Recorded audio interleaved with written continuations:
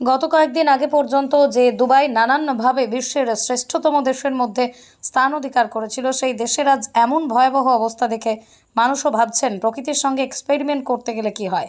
গত সোমবারই দুবাইয়ের এয়ারপোর্ট থেকে এরোপ্লেনের মাধ্যমে মেঘের উপর কিছু ছড়ানোর পর যে পরিস্থিতি তৈরি হয় তা ভয়াবহ আকার ধারণ করে, যা গোটা বিশ্বের কাছে এক বেনজির ঘটনা।